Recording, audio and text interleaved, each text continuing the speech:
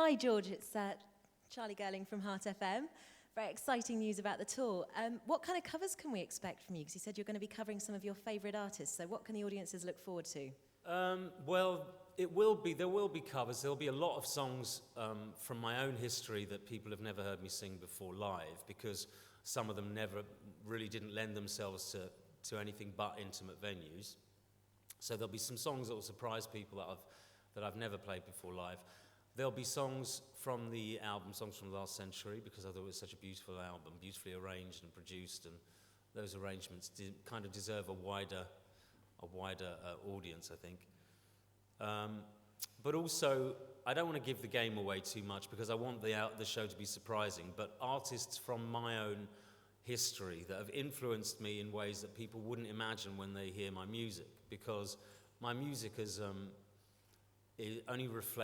only ever reflected part of the music that I listen to, and some of my favourite albums would not be things that anyone expected. And even though they influenced me, I still know who I am and what I'm capable of, what my limitations are.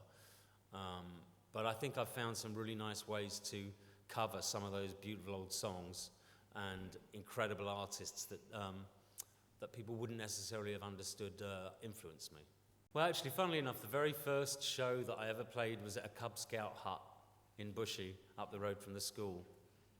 And there were about 400 or 500 people there, I think, mostly friends and family, you know. It was quite a large band. But it went incredibly well. And I've never actually appeared on stage and left disappointed to this day, so I'm hoping this isn't going to change any of that. As for what I would expected as a child, I never, as I've said before, I really saw fame, the limitations of fame in 1981 when Andrew and I started our first school band, or 1980 when we first started our school band. Really, you saw Top of the Pops as being the be-all and end-all, and if you'd made it to Top of the Pops, that's as big as it got, you know. Maybe also because it was in a time post-punk when a lot of English bands weren't selling internationally, so you didn't see that many people doing well in America.